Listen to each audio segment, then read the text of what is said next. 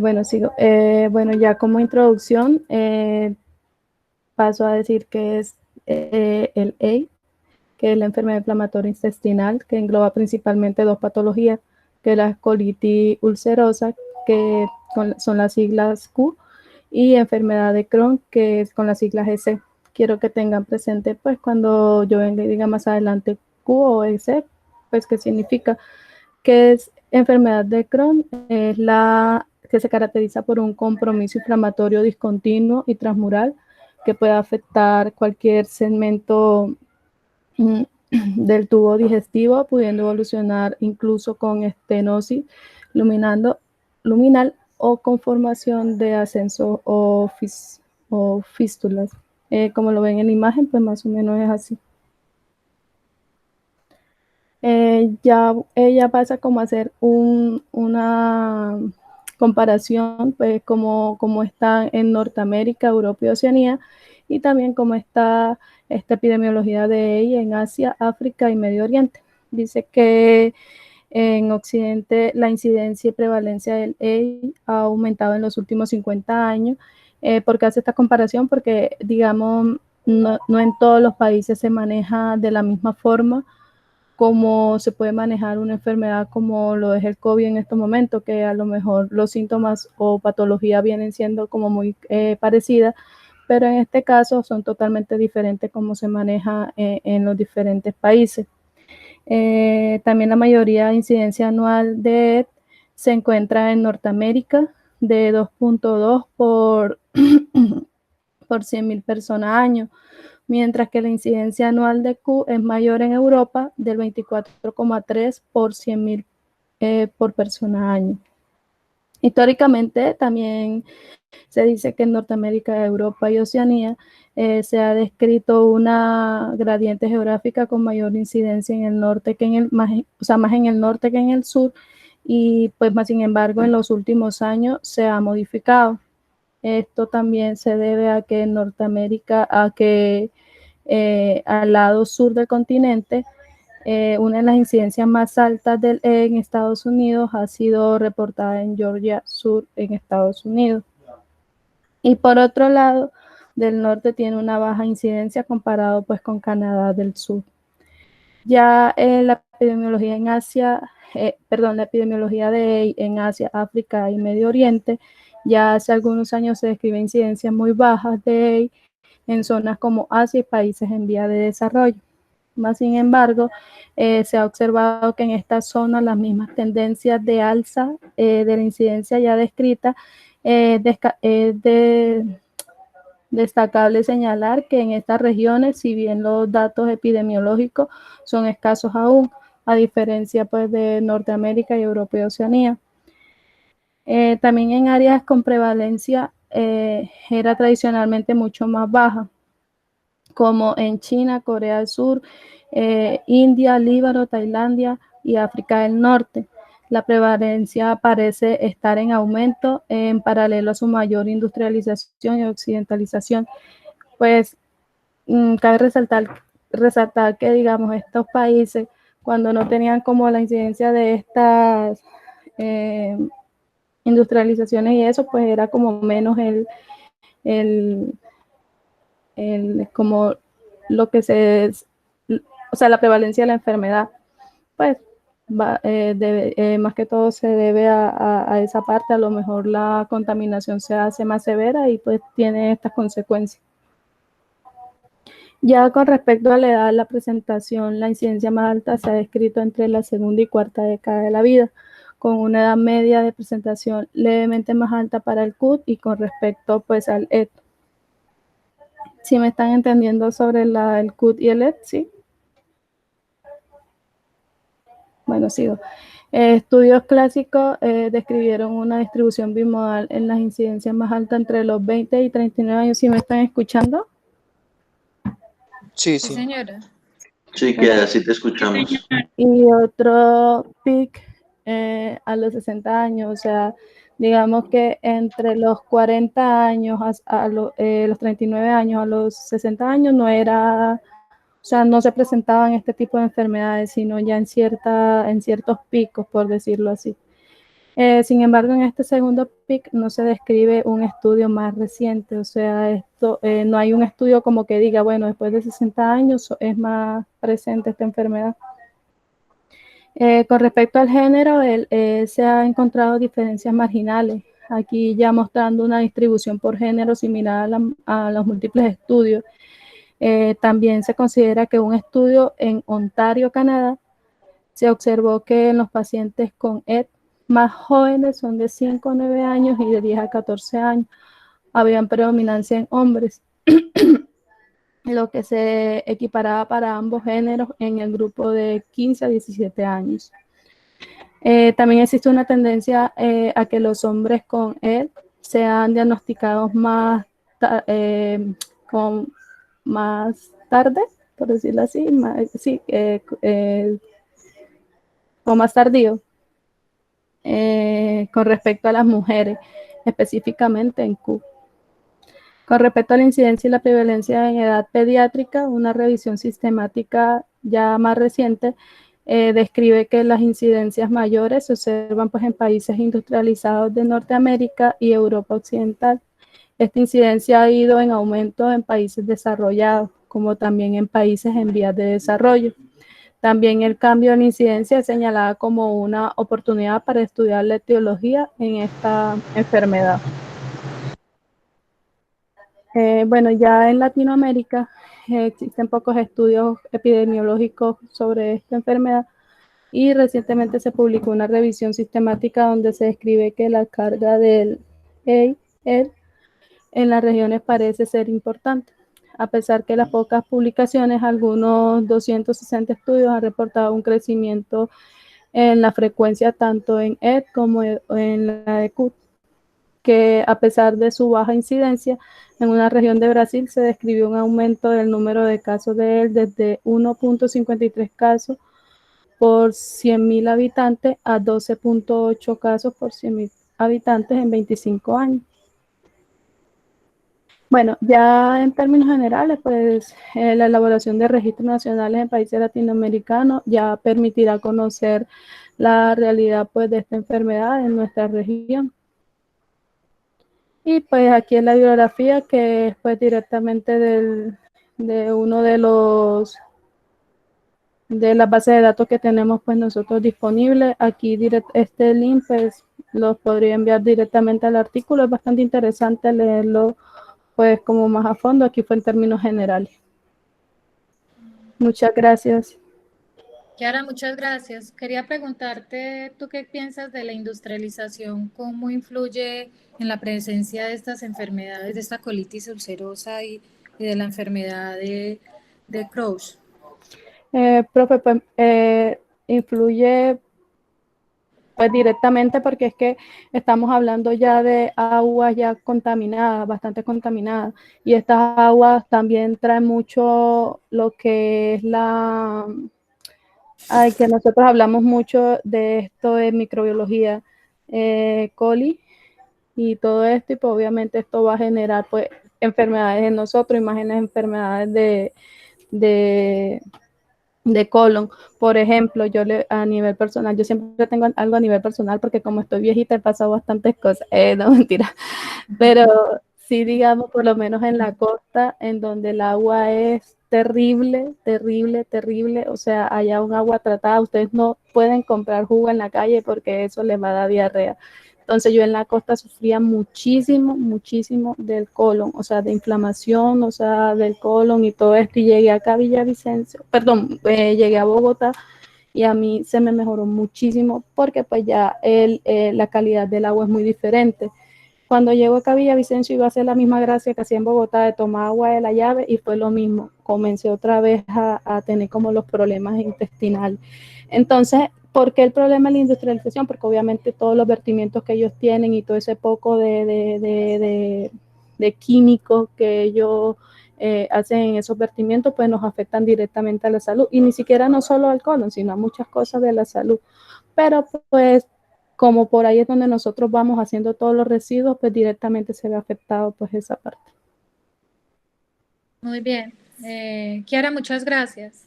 A usted, profe, y a todos los compañeros. No, con mucho gusto. Seguimos entonces con Tatiana, que quedó pendiente ayer que le dio paso a otra persona. Entonces, Tatiana, Ya. bien pueda. Vale, pero Dale. ya va a proyectar.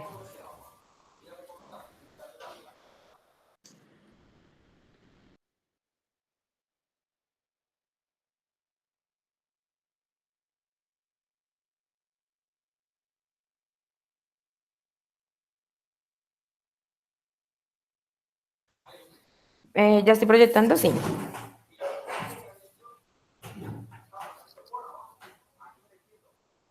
No se ve la presentación. No, sí, ya. Mm. Ya. Bueno, buenas tardes. Yo encontré este artículo que es la presencia de Leyona en depósitos domiciliarios de agua potable en residencias en Argentina. Leyona, que es una bacteria ambiental capaz de sobrevivir, perdón, capaz de sobrevivir en un amplio intervalo de condiciones físico-químicas y puede colonizarse en cualquier sistema de distribución y almacenamiento de agua potable.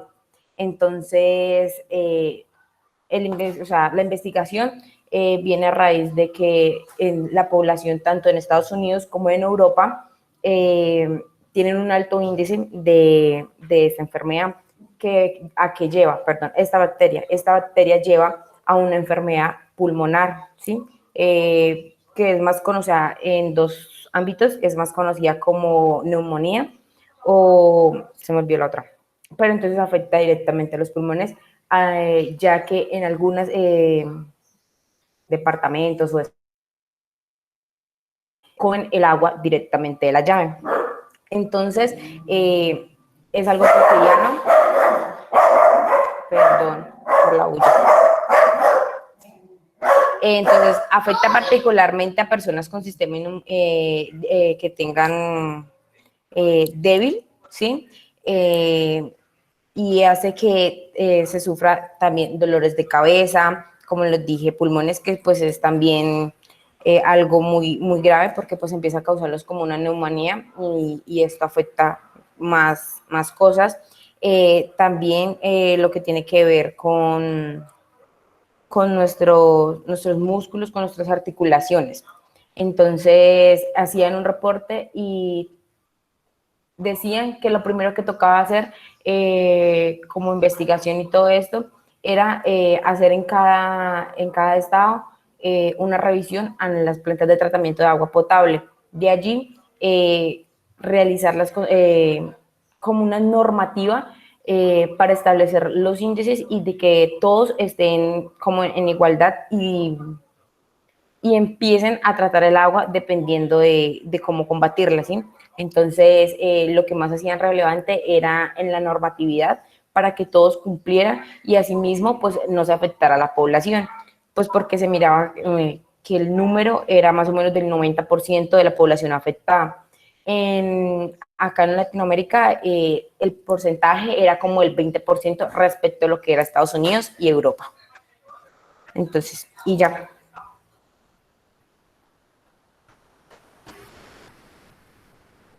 Entonces, como es una bacteria que está presente en el agua, ¿cuál sería la forma de que tú la podrías controlar? ¿Cómo podemos controlar la infección por la legionela? Profe, ¿cómo controlarla? Eso ya viene en las plantas de tratamiento de agua potable, ¿sí? Mirar los parámetros y cómo, o qué químico o qué se le podía aplicar a esta para combatirla, ¿sí? Porque pues ella o sea, en cualquier medio acuático va a estar presente. Entonces, determinar los parámetros que esta pues está sujeta y qué químico o qué sustancia sí se le podía aplicar pues a las plantas de tratamiento de agua potable para así reducir el o combatirla. Y si, por ejemplo, yo no tengo agua potable, ¿cómo podrías tú controlarlo con las personas? ¿Cómo podrías tú ayudar a que las personas controlen eso, el contaminarse con ella? ¿Qué medidas de prevención tú le podrías decir? Mire, haga tal cosa. Pues es que no se puede consumir esa agua porque pues es algo que va a entrar directamente a nosotros, ¿sí? Entonces, lo máximo sería no consumir el agua, ¿sí? Decirle, hacer como un, ¿cómo le digo yo? Como algo educativo donde se le diga las afectaciones que tienen al consumir el agua que no está tratada, ¿sí? También. Y decirles que es que no sé cómo decirle. Pues sí, o sea, haciendo como una educación ambiental de esta bacteria. Sí. Ya es sensibilizando a la población, medidas Exacto. de prevención, buscar Que otras conozcan qué bacteria es y cómo nos puede llegar a afectar a nosotros como seres humanos. Listo, Tatiana, muchas gracias. Vale. Vamos con Nicolás, ¿me regalas un número? ¿Un número, profe? Sí, 2. 2. Ya está, otro. El 1. Ya está. Del 1 al 6 ya están. Del Ajá, 7 vale. hasta el 17. Del 7 hasta el 17. El 7 al 17, entonces el 13 creo que no ha pasado. 13 ya. El 12. 12. Mayra Muñoz. No, profe, ya proyecto. Bueno.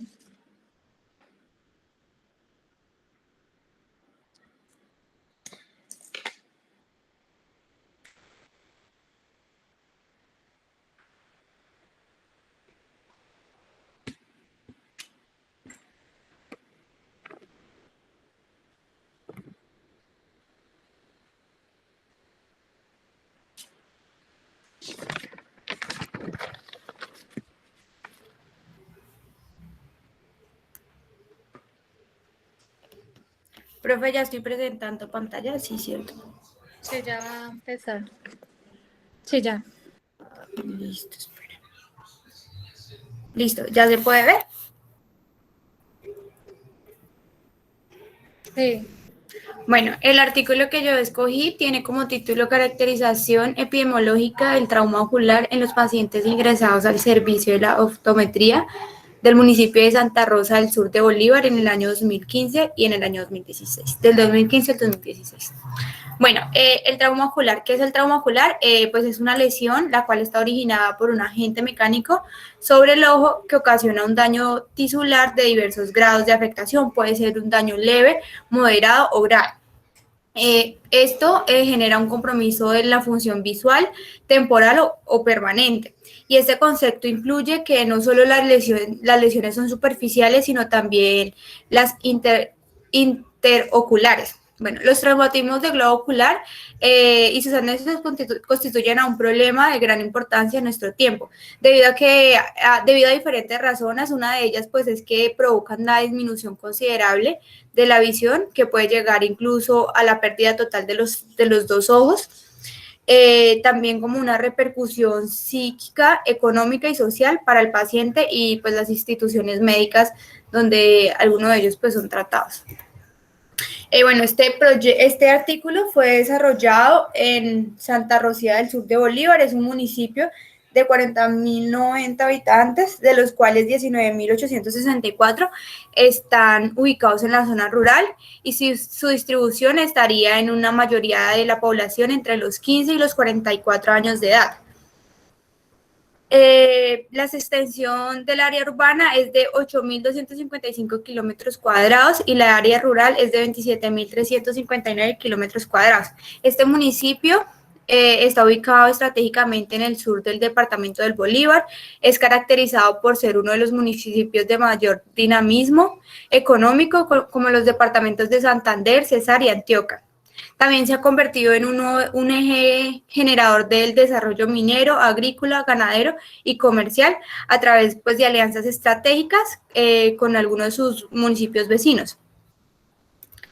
Bueno, la metodología que se desarrolló en este artículo, bueno, lo primero que se desarrolló, bueno, para esta investigación, pues realizaron un estudio observacional descriptivo de tipo transversal desde el 1 de junio del 2015 hasta el 30 de julio del 2016. Y pues a partir de esta aproximación se pretende pues identificar la incidencia del trauma ocular y también describir las características clínicas del trauma ocular en el municipio de Santa Rosa del sur de Bolívar. Se utilizó como instrumento de recolección de información un formato el cual fue elaborado con el fin de que se pudiera fue elaborado y fue consultado en el anexo 1 de unos datos los cuales fueron analizados en el paquete de Stata que pertenecía a Paula Camila Ramírez Muñoz, que era una docente de la Universidad Santo Tomás. Bueno, se llevó a cabo un análisis de los datos como estadísticos descriptivos de acuerdo a la naturaleza de la variable. También se calcularon las medidas de tendencia central y dispersión para variar cuantitativamente y se realizaron tablas de frecuencia para variar cuantitativa y categóricamente. Bueno, el área de investigación cuidar primariamente la salud visual y ocular desde el desarrollo de la ocuometría, la cual pues es basada en la evidencia. Por un grupo de investigación GSB, una línea metodológica en la salud colectiva con énfasis en la salud visual ocular. Bueno, la muestra de este proyecto, bueno, se estableció un tiempo determinado para la resección de los pacientes en un año del calendario y se evaluaron todos los traumas que consultaron en ese periodo en la óptica salud visual. El muestreo fue no probabilístico, pero convencional, ya que los participantes debían cumplir.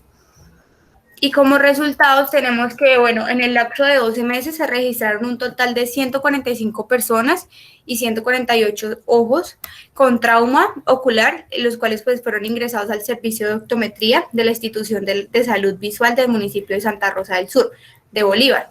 Los datos incluidos en este estudio corresponden a la totalidad de los casos nuevos presentados, por lo tanto, pues no hubo pérdida en participantes excluidos. 136, que es el 94%, eran hombres.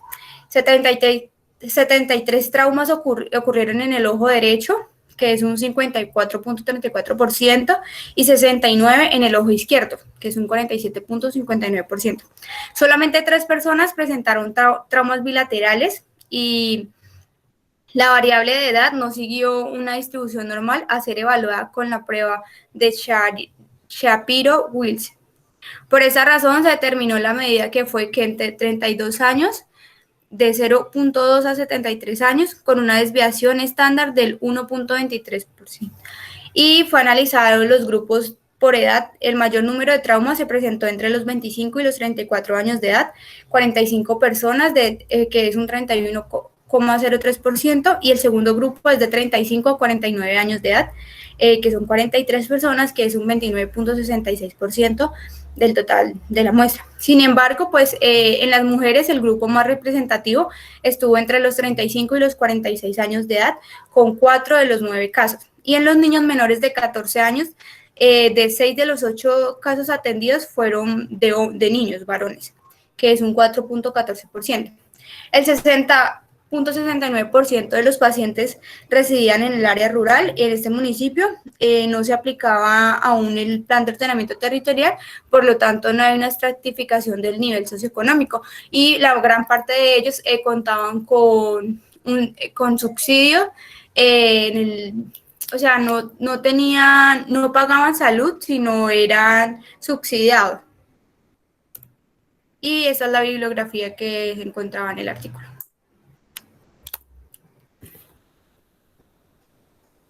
Yes. Profe, no te escucho. ¿Por qué cree?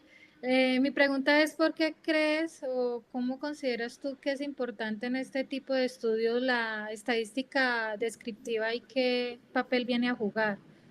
Pues, profe, Dime. creo que la estadística descriptiva pues es la mejor que se puede utilizar en estos, como en este caso, pues debido que no todos los casos van a presentar como lo mismo, sino que se tiene que hacer un estudio más allá como para poder determinar esa problemática que se presente como en cada en cada paciente, y creo que este método como que facilita como la verificación o la generación como de los resultados que esperan obtener. De estos estudios hay más. ¿Tú sabes si se ha trabajado más con esa información o no? ¿Son de los primeros estudios que hay sobre ese tema? Profe, creo que no, pues yo no he visto más, creo que es el primero. Pues me llamó la atención porque como que nunca había, o sea, no había relacionado la epidemiología como con daños de la visión y cosas así. Entonces, pues me pareció interesante.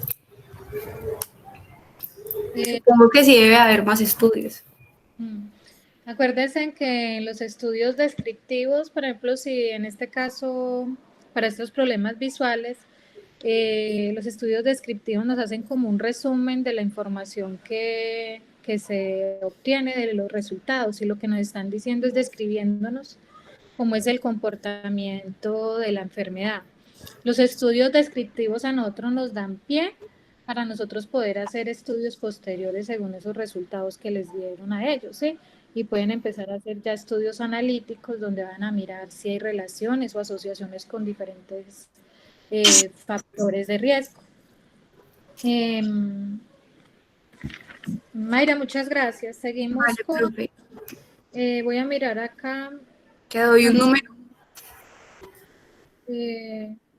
Pues sí, dame un número del 9 al 17. El 15. Ya está. El 17. El 17, Oscar. Vela, I love you. Gracias, gracias, ya estaba esperándolo. Profe, dame un momentico que ya estoy presentando.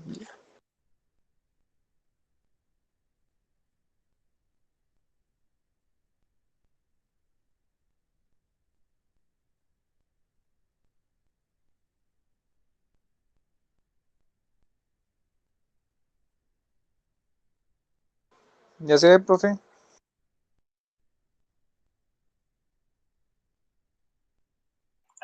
Profe, buenas tardes.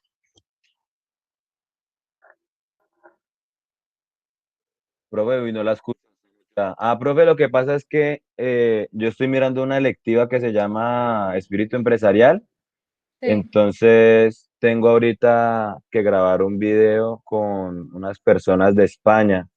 Entonces, quería saber si de pronto, pues es que tengo que grabar el video y estamos conectados ahorita mismo aquí en Meet y en Zoom. Entonces, de pronto, mientras exponen mis compañeros, pues no sé si ellos pues me lo permiten, pues ausentarme un momento mientras pues puedo grabar el video, y cuando me toque exponer, pues vuelvo otra vez. Listo, no hay problema. Dale. Vale, profe, muchas gracias. Entonces quedo Bueno, pendiente cuando me toque exponer. bueno, señor. Bueno, chao. Profe, entonces inicio ya. Sí, señor. Dale. Vale, cualquier cosa, si no me escuchan, me avisan, porfa, porque estoy conectado desde dos partes debido a problemas técnicos. Bueno, pues el título del artículo que yo decidí trabajar fue Evaluación del proceso de electrocoagulación para la remoción de turbidez de agua de río, aguas residuales y agua de estanque. Pues es preciso mencionar que en el artículo, primero, sí se ve bien lo que estoy presentando. Sí, señor. Vale, pues primero que en el artículo investigado se desarrolló un estudio, como pues casi lo indica el título, que era para evaluar la remoción de la turbidez del agua en tres diferentes fuentes. En un río, que era el río Tamazula, en una planta de tratamiento de aguas residuales, que esas eran las aguas residuales, y en un estanque de un jardín botánico en la región de Culiacán, en Sinaloa. Bueno, pues el trabajo desarrollado, que fue ahí cito las personas que lo desarrollaron, se construyeron dos diferentes tipos de reactores electroquímicos. Uno que iba a determinar la eficiencia de tratamiento en un sistema de flujo discontinuo, y otro que era determinar la eficiencia en un sistema de flujo continuo. Pues sin embargo, en ambos reactores, a pesar de sus diferentes medidas, se utilizaron las mismas placas de aluminio y las mallas de hierro, como ánodo las de aluminio y como cátodo las de hierro. O sea, pues el ánodo, hay que especificar que el ánodo es el electrodo que genera iones metálicos, y el cátodo es el electrodo que libera como burbujas que permiten que se forme también, además de la electrocoagulación, la flotación de algunos sólidos que están en el agua. Bueno, pues también cabe mencionar que la ejecución de estos tratamientos no solo tuvo en cuenta el tipo de sistema de flujo que se iba a trabajar, sino que también tuvo en cuenta dos diferentes variables de proceso, las cuales fueron la corriente aplicada y la concentración de electrolito de soporte. Bueno, pues ya dejando claro lo que se hizo, es preciso mencionar que la metodología utilizada en este estudio incluyó diferentes fases o etapas, como quieran entenderlas. Como mencioné, en una primera etapa, como lo mencioné anteriormente, se construyeron los dos tipos de reactores, el de sistema de flujo continuo y el de sistema de flujo discontinuo. En esta pues, primera etapa se determinó posterior a esta primera etapa, digo que era una segunda etapa, lo que se pretendía era determinar el efecto de estas dos variables, la de corriente aplicada y la de electrolito de soporte, cómo estas dos variables influían directamente en el proceso o en los reactores de electrocoagulación. Entonces, pues ya también en esta etapa, como un proceso adicional, se pretendió determinar en el sistema de flujo continuo qué tanto incidía la variación de flujo volumétrico en la velocidad de la reacción. Y pues ya en una última etapa pues, se calculó la eficiencia del proceso teniendo en cuenta pues, la turbidez de las aguas que ya eran tratadas y también el consumo energético de estos procesos. Bueno, quizás para ya seguir más adelante con esta presentación, es preciso mencionar que si hay alguna como que no se entiende, los flujos continuos son, digamos, cuando el agua sigue transcurriendo en el proceso, o sea, el agua no queda estancada. El agua, a pesar de que se está desarrollando el proceso, ella sigue o sea, no queda estancada dentro del mismo. Sin embargo, los reactores que tienen pues, el sistema de flujo discontinuo, sí son como acrílicos en los cuales el agua ya sí está quieta, no tiene su flujo continuo como normalmente estaría en los sistemas de tratamiento grandes, ni los ríos y sí. O sea, ya el agua se estanca, no sigue su camino, no sigue en constante movimiento. Bueno, pues ya después de esto, pues sí, ya pues puedo continuar diciendo que pues en cada una de estas fases se logró determinar resultados específicos para el desarrollo del estudio. En la primera fase, pues como se trataba del diseño y la construcción de los reactores, pues se obtuvo en sí el mejor diseño para construirlo, teniendo en cuenta que en el reactor de flujo discontinuo, que era el que se iba a quedar quietico, pues se tuvo una celda que estuvo construida en acrílico, que tenía una capacidad de para tratar 4.2 litros de agua residual, y teniendo unas dimensiones de 20 centímetros de largo, 14 centímetros de alto y 15 centímetros de ancho. Aquí los electrodos, que fue lo que les dije que eran los ánodos y los cátodos, que eran las placas de aluminio y las placas de hierro, estaban ubicadas de forma paralela una a la otra. En el caso del reactor de flujo continuo, que es donde el agua sí está en constante proceso, entra y salen del proceso, pues en ya el acrílico tenía una capacidad volumétrica de 15 litros. Y pues aquí también se manejaban también los mismos electrodos y también se tuvo en cuenta 3 pantallas y un sistema de purga. Las pantallas, ¿para qué se tenían? Pues para como frenar un poco el flujo laminar que se tiene alrededor de este proceso y lograr que el agua estuviera un poco más dentro del proceso y no pasara directamente a través de él. Bueno, en la segunda fase, que ya era determinar cuánto incide o cuál es el efecto de las dos variables en el proceso, en una primera instancia pues se tuvo que la corriente aplicada pues al reactor determina la velocidad de la reacción. Sin embargo, un exceso de la aplicación de corriente puede significar pues una disminución en la eficiencia del proceso, debido a que, digamos, se tiene una curva de eficiencia. La velocidad de la reacción es mucho mayor cuando tiene una mayor corriente aplicada. Sin embargo, llega a un punto en el cual ya si se le sigue aplicando corriente, va a tener el mismo resultado y por el contrario va a tener más consumo energético. Por lo tanto, esto se traduce en más costos energéticos. Bueno, pues ya después de esto, teniendo claro este resultado que ellos determinaron, pues para el sistema o el reactor de flujo discontinuo, que es el que está quieto, se determinó que la mejor la mejor condición de la corriente aplicada era de 0.2 amperios, pues debido a que con esto se obtuvo los mejores resultados en la eficiencia y digamos que no consumían pues tanta capacidad energética, y en comparación con los otros valores que se obtenieron variando el amperaje, pues era la mejor decisión, la mejor condición. Y pues para el sistema de flujo continuo, pues como se obtuvo las mismas, casi los mismos resultados, se determinó que también era la mejor condición, la de 0.2 amperios de corriente aplicada. Otra cosa ya era pues la parte del efecto de la concentración del electrolitro, que es como que en este caso era cloruro de sodio, o sea, sal. Eso se hace, pues digamos, para que la reacción sea mucho más eficiente dentro del proceso. Bueno, y ya en ellos lo que hicieron ahí en esta parte que concluyeron o que analizaron, que determinaron, pues que la introducción, o sea, cuando añaden el electrolitro de soporte, que es la sal, el cloruro de sodio, este incide en la eficiencia del proceso de manera directamente proporcional. Es decir, que a medida que se aumenta la cantidad de sal que se introduce al proceso, pues también va a aumentar como la eficiencia del proceso. ¿Esto por qué? Porque la sal es un buen conductor de la electricidad y este proceso trata de aplicación de la electricidad del agua. Sin embargo, como todo, también esto presentó una curva de eficiencia, pues a través de la cual se tuvo que los mejores resultados se tienden a llegar a una determinada concentración. Y pues los valores superiores a esta no van a incidir directamente en el proceso porque sus cambios no van a ser significativos. Y pues ya con esto se obtuvo que para el sistema de flujo discontinuo la mejor concentración de cloruro de sodio era de 1.5 gramos por litro. Y para el sistema de flujo continuo, este valor, o sea, la mejor condición fue 0.75 gramos por litro, pues de sal, lo estoy refiriéndome, 0.75 gramos de sal por cada litro. ¿Por qué en esta parte se disminuyó el valor del flujo continuo? Debido a que en el flujo continuo, pues el agua, casi el nombre lo dice, está en constante movimiento, lo cual hace que sea mucho más, los sólidos se encuentren mucho más dispersos y esto hace que la corriente sea pues o sea, se conduzca de mejor forma, por lo tanto se necesita menor electrolito. Bueno, y pues ya en la parte, como les dije, que había una parte, en la segunda fase había un proceso adicional, que era determinar pues si influye el flujo volumétrico en el proceso y que sí, ya pues como creo que me muero un poco, voy a aumentar rápido la velocidad.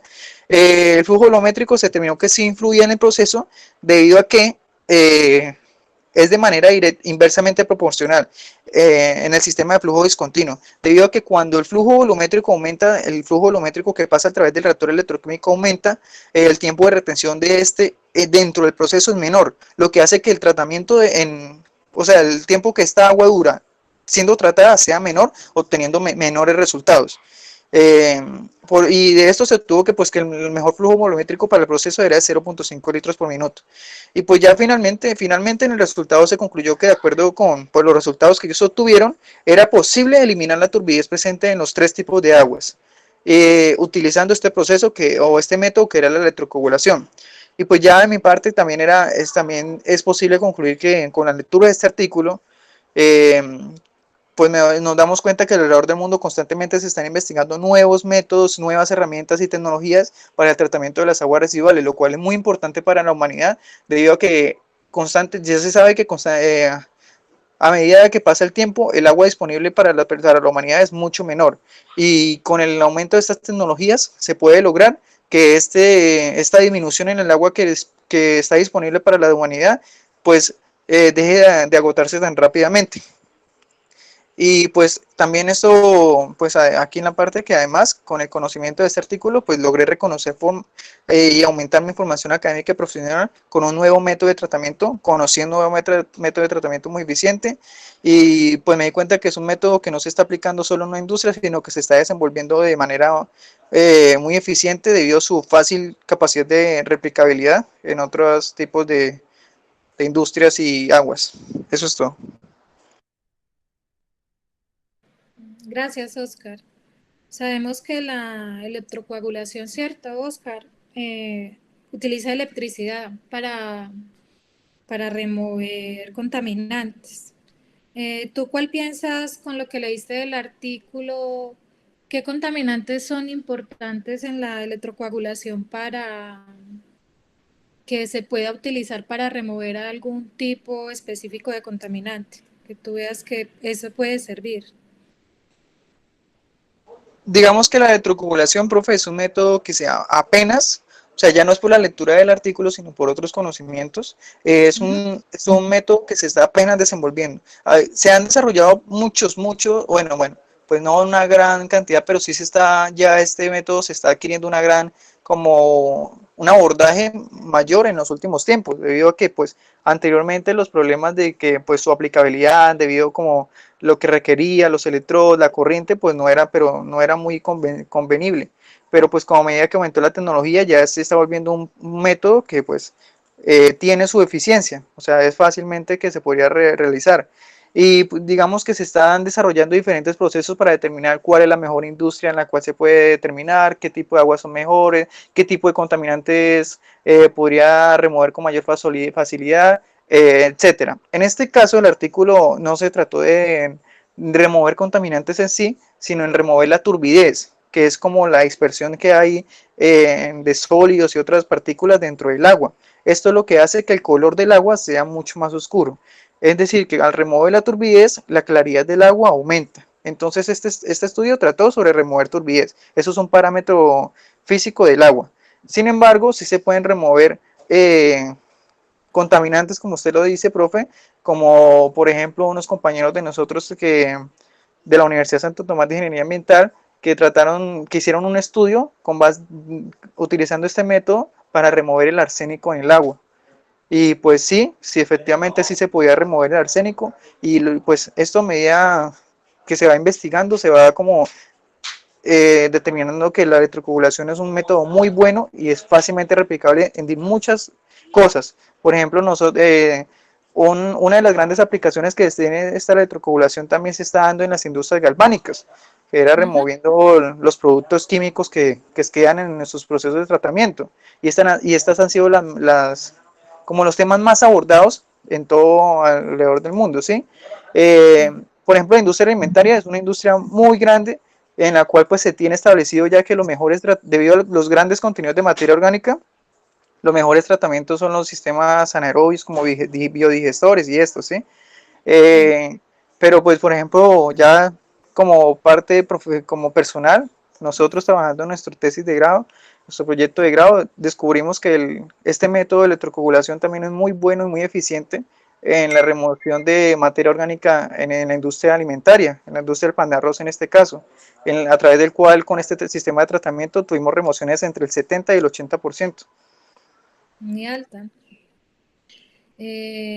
Como decía Oscar, es importante esta electrocoagulación también para remover lo que son, ahora se está implementando también para remover grasas, aceites, que como nos decía ayer una compañera, muchas veces nosotros contaminamos el agua con aceite y pues no le damos como la importancia, ¿sí? Yo creo que son poquitas las familias que el aceite que queda de la casa lo depositan en un frasco para descartarlo diferente, todo al agua.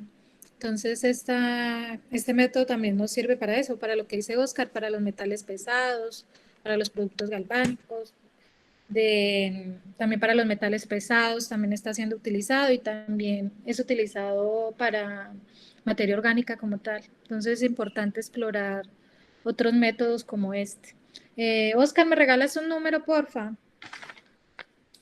Le digo cuáles tengo, el 9, el 10, el 11 y no más. El 11, bro. El 11, gracias. El 11, Angie Lorena Moreno. ¿Sí está? Voy, profe. Listo.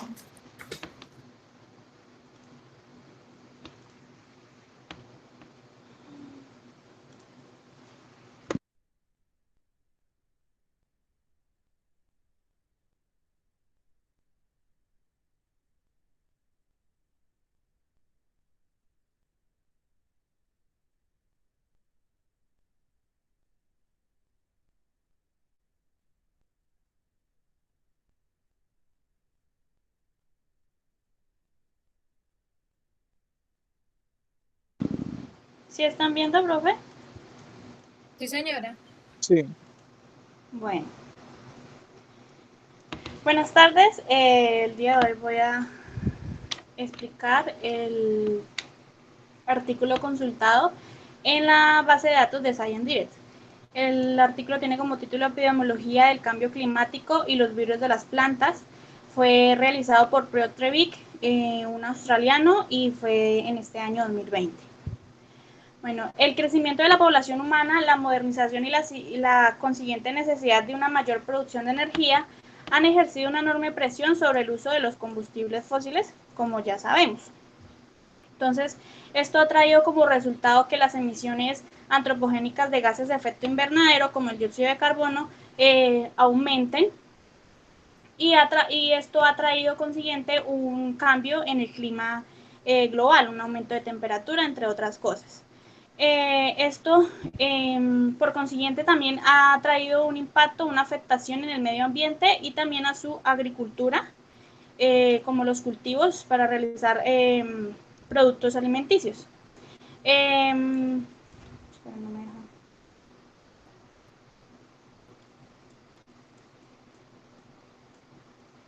Bueno, entonces, algunos de los porcentajes de gases de efecto invernadero provocados por el humano, entonces está el 16%, se refleja en la industria, el 17% en la agricultura, el 10% en transformación de energía, 10% pues en las residencias o servicios, el 4% por los residuos que van a los rellenos sanitarios, el otro 10% por fluorados, y el 39%, que es el más grande, es por el transporte.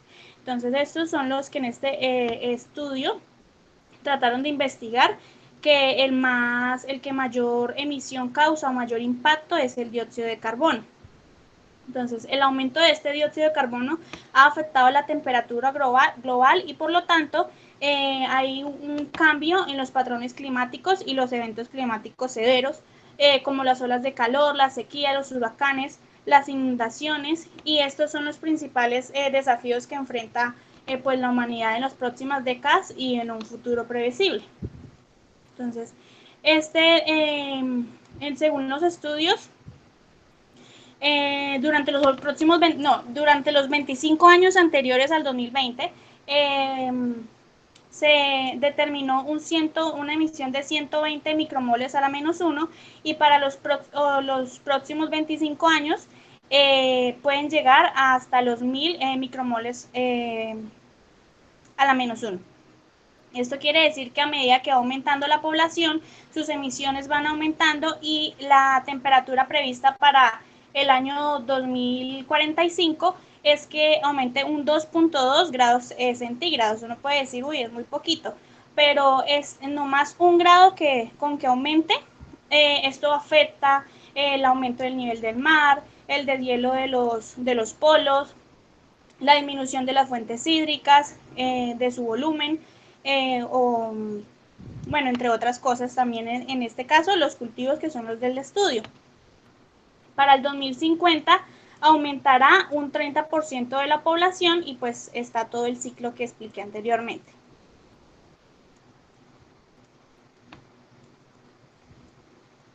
Este aumento de población provoca que haya un incremento en la necesidad de la canasta familiar. Entonces, esto causa una enorme presión relacionada con el cambio climático, el crecimiento de la población, la disponibilidad de las tierras agrícolas, y esto ha sido un desafío porque requerirá una implementación en los enfoques de mitigación a nivel internacional. Lo que ha causado, en este caso el estudio, son las plagas y las enfermedades que se encuentran en los cultivos. Entonces, estas plagas y enfermedades de los cultivos alimentarios añaden otra capa de complejidad e incertidumbre en el logro de la seguridad alimentaria, especialmente en los países en vía de desarrollo, donde las pérdidas totales de cultivos son comunes y tienen pues consecuencias drásticas. A pesar de que se han implementado varias estrategias de control, no han sido lo suficientemente como verídicas o que causen un alto impacto pues positivo, y siguen reduciendo el rendimiento de los cultivos de entre un 10 y 16%. Esto ha causado el impacto económico que ha sido estimado en 30 millones de dólares por año. Este estudio fue realizado en el 2000, este valor es del 2014. Por ello es que nosotros como sociedad debemos mejorar nuestra comprensión de la epidemiología del virus, en este caso en los cultivos, especialmente por las interacciones entre las plantas, que son los hospedadores, los vectores y el medio ambiente, ya que pues todo es un ciclo.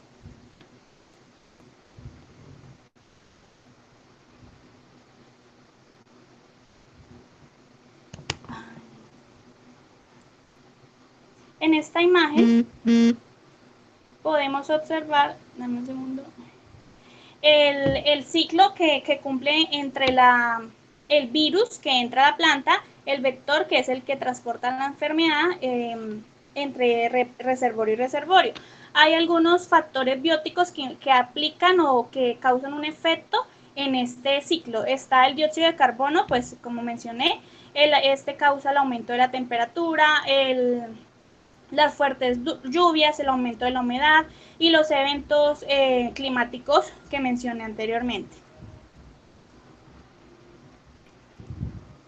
Este ciclo es una visualización que hay entre las interacciones del virus vegetal, la planta hospedante, el vector, que ahorita voy a mencionar más o menos cuáles pueden ser, y la importancia que hay de las condiciones abióticas y bióticas en un ciclo. Esta es la parte fundamental de la epidemiología del virus vegetal y pues el desarrollo de sus enfermedades.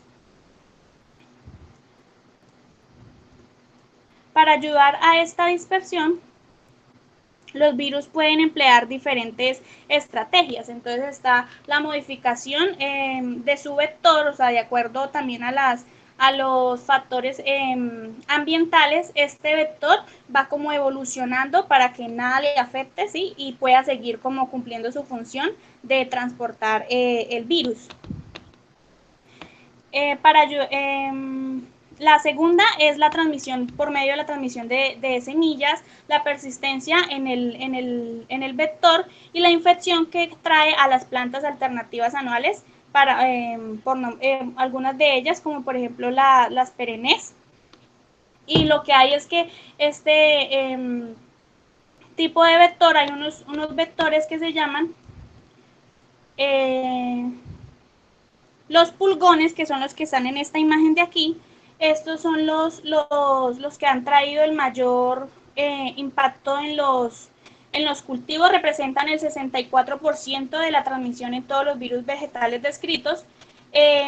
Algunos de ellos están los hemípteros, que transmiten el 55%, los pulgones en este caso el 28%, las moscas el 18%, las saltahojas el 4% y esto pues ha causado ese gran impacto. Dentro de los vectores, son unos vectores críticos para la transmisión y dispersión de la mayoría de los virus de las plantas. Por lo tanto, a medida que los cambios en las condiciones climáticas aumentan en estos vectores, también hay una afectación. ¿Qué más podemos decir? Los pulgones también tienen dos hospedadores, está el primario y el secundario. En el secundario es donde realizan pues su proceso de alimentación, etcétera, durante el verano. Y en el hospedador principal lo realizan durante el invierno y es más que todo para poder realizar su reproducción sexual. Entonces, todo este cambio climático del aumento del dióxido de carbono puede causar un efecto en el crecimiento de las plantas, su fisiología, la bioquímica. Como sabemos, las plantas se comunican, así como nosotros los humanos, ellos es por medio de la bioquímica. Entonces, esto es por cultivos, la alelopatía, que es el medio de comunicación de ellos, en donde una planta se beneficia de otra, pero si una planta tiene algo como en este caso un virus, que es el vector que transmite esta enfermedad de una planta a otra, pues en lugar de realizar un beneficio, va a causar un impacto en la otra planta. Y bueno, ya como conclusión, pues el aumento del dióxido de carbono contrae el aumento de la temperatura, la disponibilidad de agua tiene grandes importantes consecuencias en el crecimiento de la calidad de los cultivos y pues así como las interacciones que hay entre las plantas y las plagas con las enfermedades. Y pues ya como comentario personal, nosotros como ingenieros ambientales debemos ver esto como una gran oportunidad y necesidad de poder comprender los virus de las plantas en un clima y en un futuro para las futuras generaciones, porque es la necesidad de poder anticipar y ayudar a proteger estos cultivos y como tratar de certificar que va a haber una seguridad alimentaria en el futuro. Listo, profe. Bueno, Angie, muchas gracias. Muy interesante el artículo. El estudio de las enfermedades de las plantas se llama fitopatología, ¿sí? Yo creo que es un campo muy poco explorado.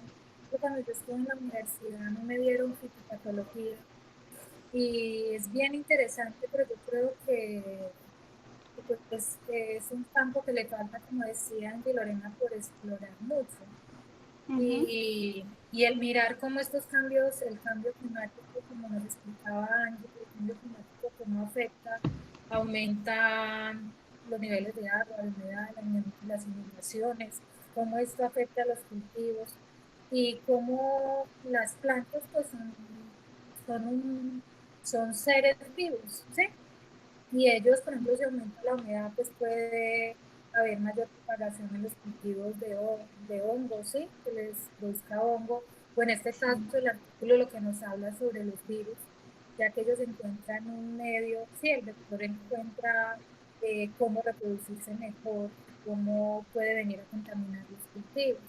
¿Qué ejemplo tú me podrías dar, Lorena, con respecto a la lluvia, a la humedad o alguno de los componentes climáticos que ayuden a que haya la presencia de los virus o de hongos o de bacterias en las plantas?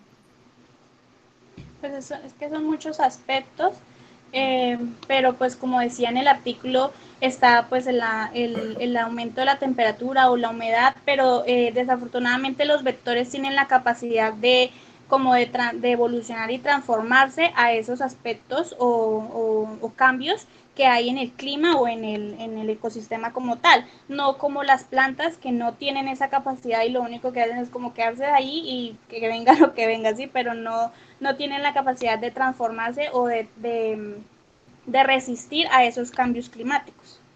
Es decir, los cambios están más acelerados que ellas y el hecho de ellas adaptarse, pues eso implica un proceso. Y va más rápido, ¿sí? Va más rápido todo este cambio que lo que ellas en su naturaleza pueden realizar. Y por ejemplo, lo que tú decías para defenderse, ellos a veces hacen, yo no sé, yo creo que ustedes vieron eso en ecología, si no lo vieron en microbiología, en el momento que vieron microbiología, donde veíamos cómo hay esas relaciones simbióticas y como tú decías, si está infectada la planta y se une a otra planta para tratar de defenderse, pues lo que va a hacer es contaminarla. Sí. Sí. Angie, ¿me regalas un número, por favor? Muchas gracias. 10. El 10. Espérame a ver si ese ya está. No. Sally. Sí, profe, aquí estoy. Claro. No me había podido conectar al principio porque tuve problemas de internet, profe, cuando de pronto llamaste, listo. Todavía no he llamado, pero ya le coloco porque empezamos de una a exponer. Ah, vale, profe.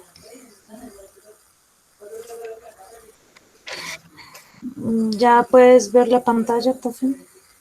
Sí, para la presentación. Ya.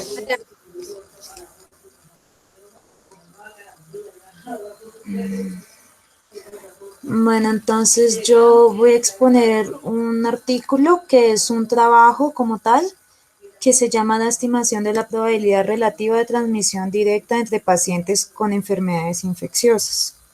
Este artículo fue publicado el 24 de marzo del 2020, súper reciente. Y es de una revista llamada Academic.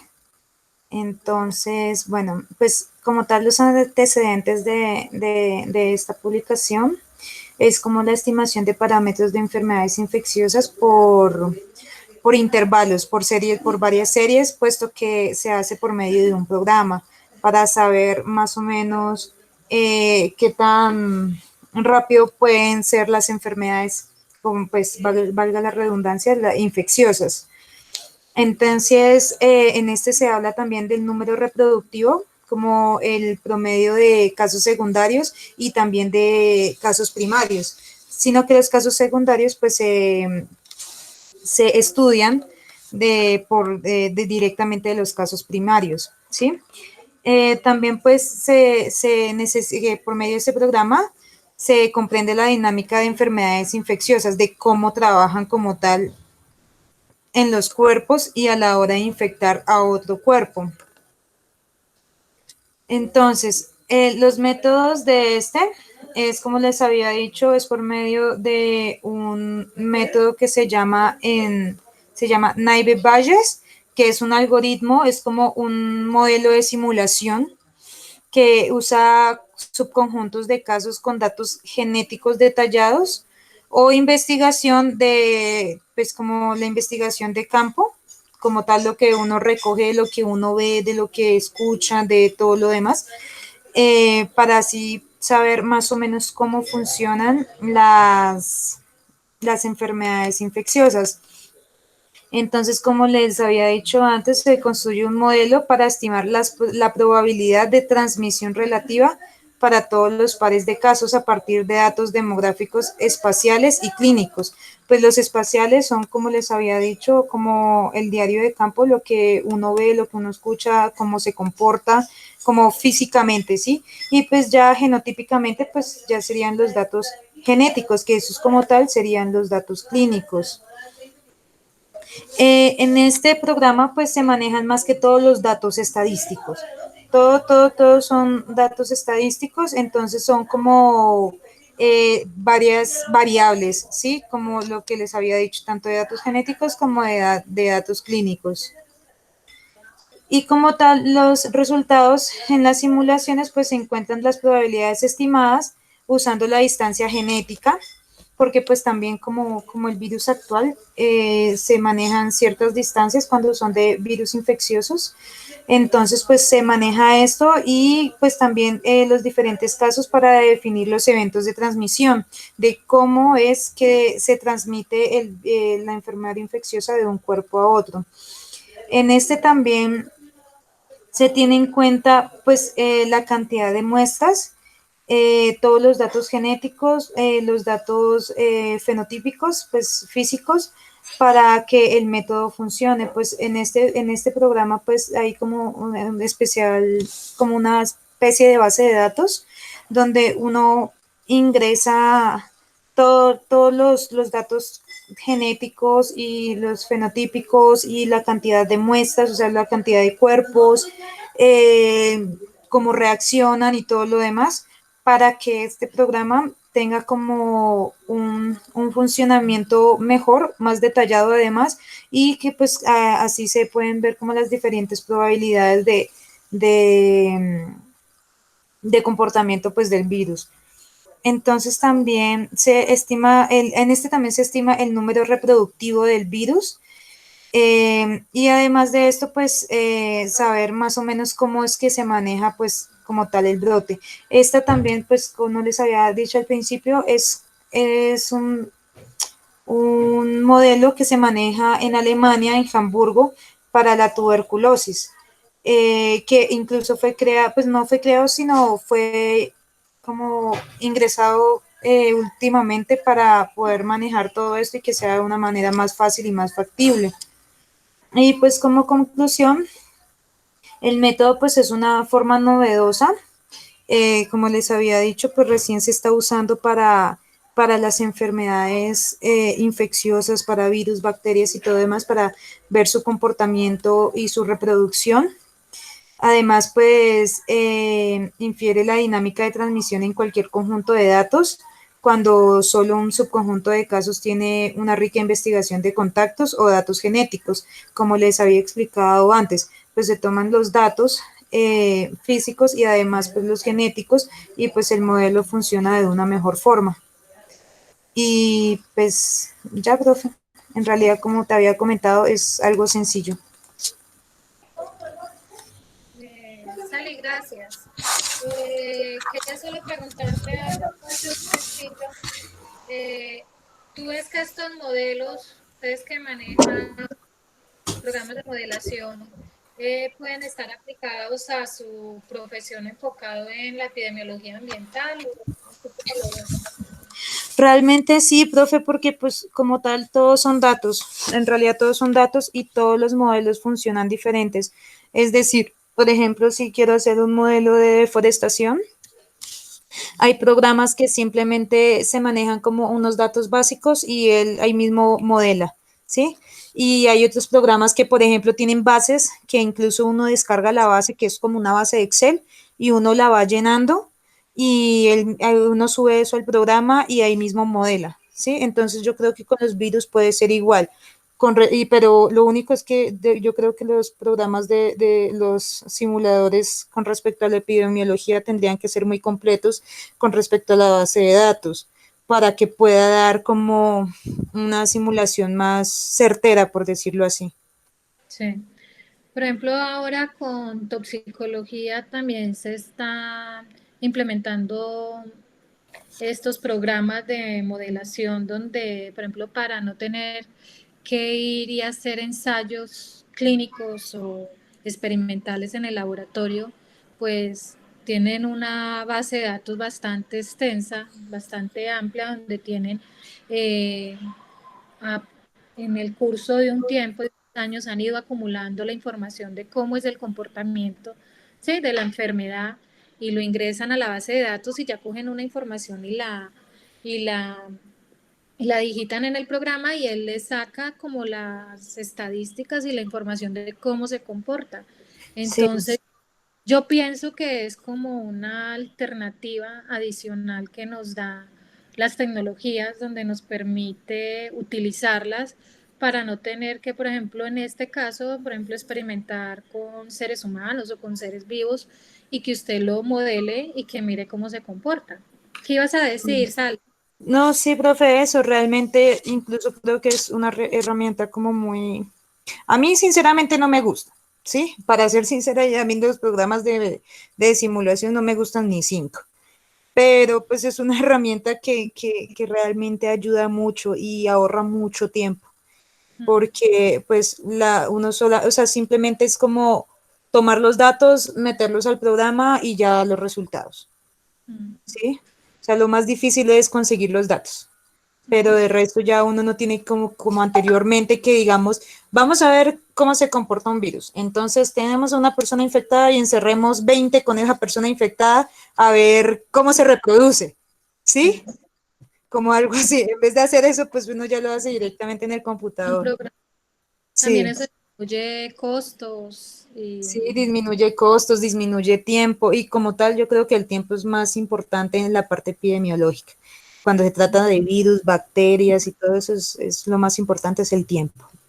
sí, señora. Bueno, muchas gracias. Muy interesante el artículo. ¿Me regalas un número? Espérate, digo cuáles faltan. Vale, profe. Eh, no falta sino... ¿Quién me falta por exponer? Ya acabamos, profe. Ya. Porque Lorena no está, Merchan no está. Creo que Y entonces lo único que faltaría por exponer serían los artículos que quedaron pendientes. sí. ¿Quién expone? Porque no está... Jessica Lorena no está, ella no ha hecho exposición. Y Angie ya, espérame, yo miro acá. Sally ya, ¿cierto? Sí, señora. Y Merchan, me quedaría faltando Alejandra ya expuso. Alejandra Torres. Creo que ya no has puesto. Ay, creo que no, profe, ya le escribo. Es que tenía como problema de Dile a ver internet. si se puede conectar para que me exponga. Y entonces, ¿quién tiene lo de el proyecto de aula para que lo proyecte, para que exponga? Me faltan 3 grupos.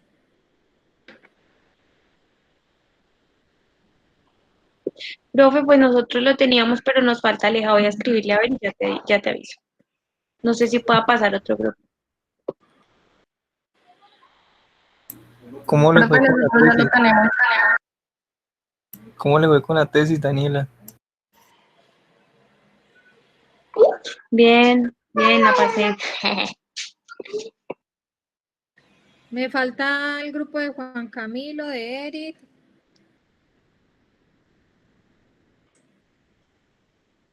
El grupo de Sally. Lore, ¿le puedes escribir a Aleja, porfa? Es que no me salen los mensajes, no me envían. ¿Cómo así, profe? Nosotros también faltamos, nosotros ya expusimos. Del proyecto de aula. Sí, claro, sí, señora, del artículo, nosotros lo expusimos. No, del proyecto de aula. Que lo expuso Nicolás. Ah, muéstrame a ver. Sí, profe, yo lo expuse completo, ¿sí se acuerda? Dani, Nicolás, ya estoy llamando a Aleja. Nicolás, ¿con quién estaba? ¿Con Sally? Con Angie y conmigo, profe, con Sally. Espérame que no le he puesto nota a ustedes. Entonces, Nicolás y con Sally, ¿sí? Y Angie Barandica, sí, señora. Angie. Sally y Angie Barandica. Listo. Entonces, no hay pendiente ninguno. No tienen ninguno. Porque entonces lo dejaríamos para el martes y miraríamos el taller. Porque ya no nos queda más tiempo para eso. Profe, yo tengo ya hecho el artículo. Entonces, dale. Sí, y así adelantamos el de ustedes. Vale, profe, ya comparto. Y así miramos si quién más tiene el artículo y están esperando que se conecte quién. Torres, ¿cierto? Nosotras estamos esperando que se conecte Alejandra, sí, señora. Bueno, entonces dale con Sara, dale Sara y esperamos a ver si Alejandra se conecta. Profe, el mío es un poquito extenso, así que... Ah, bueno, dale que hay tiempo. Así nos quedarían faltando 2 grupos y el taller.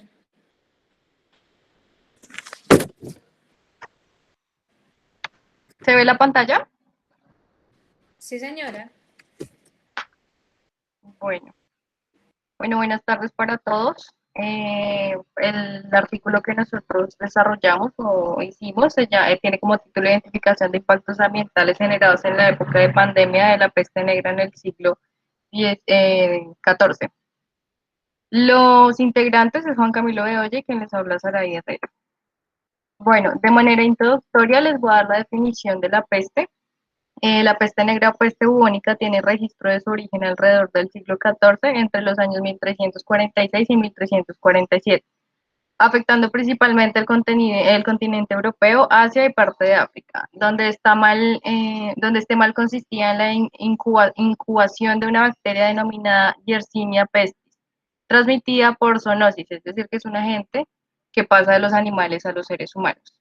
Esta enfermedad no solo se transmitió por causa de la convivencia con los roedores, sino también para lo de la zoonosis era a través de roedores específicamente.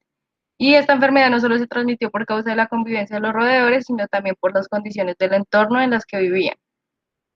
Pues ya que no ayudaban a mantener una higiene mínima, ni control ni prevención de la enfermedad y su propagación. Bueno, entendiendo la magnitud de las muertes causadas por esta peste, en tan poco tiempo se puede inferir que surgieron muchas problemáticas a raíz de eso, en la cual el área ambiental se ve involucrada directamente. El impacto que se presentó en el área ambiental es incalculable debido a que primeramente no hubo medidas de control de bioseguridad ni tampoco medidas ambientales preventivas que regularan el impacto ambiental generado por la cantidad de residuos sólidos y líquidos, emisiones y vertimientos. Además, tener en cuenta que pues en esa época se podían ver los muertos en la calle y no había, digamos, un control de, pues de cuerpos con su disposición adecuada o pues sí, como normalmente se haría, pero entonces en esa época se veían los cuerpos en las calles y que em, pues se podrían ahí en las calles de los lugares. Bueno, ahora pues para la metodología tenemos como primero la investigación de la bibliografía, donde el primer ítem es un estudio de tipo descriptivo y que se desarrolla una revisión bibliográfica a través de documentos y plataformas virtuales, la cual permitía realizar la caracterización y el análisis de lo que fue toda la epidemia. El segundo es la caracterización del entorno. Con un método geográfico se realizó la caracterización de la ciudad de París, haciendo énfasis en su ubicación, condiciones fisiográficas, climáticas y alteraciones del ambiente. Como tercero tenemos la identificación de impactos ambientales, que para ello se realizó una lista de verificación, chequeo, por método CONESA. Este método se utilizó principalmente para revelar los impactos más importantes que puedan ocurrir como consecuencia de la ejecución de estas actividades, planes y programas dentro de un proyecto, pero que también nos sirve para la identificación de los impactos causados por los sucesos de una pandemia mundial. La estructura del listado se compone de las etapas más importantes del segundo brote de la pandemia y la peste negra. Y los impactos ocasionaron en cada uno componentes ambientales y socioculturales. Por último, en la metodología tenemos la evaluación de impactos ambientales. Para eso, en la evaluación de impactos ambientales identificados en cada uno de los brotes se utilizó la matriz de interacciones de Leopold, a la cual se le realiza la evaluación cualitativa de impactos ambientales. El método consiste en un cuadro doble o una matriz en el que se disponen como filas los factores ambientales que pueden ser afectados o que intervienen en el mismo y que cada uno de los brotes que se tuvieron repercusión a través del tiempo pues en la época. El método se fija en cinco acciones y 5 factores ambientales, con lo que el número de interacciones posibles fue de 5 por 15, pues esto da 75. Aunque es importante mencionar que estas son pocas las interacciones que pueden hacerse el análisis y los impactos causados en los principales factores ambientales. Bueno, como resultados, tenemos la investigación bibliográfica.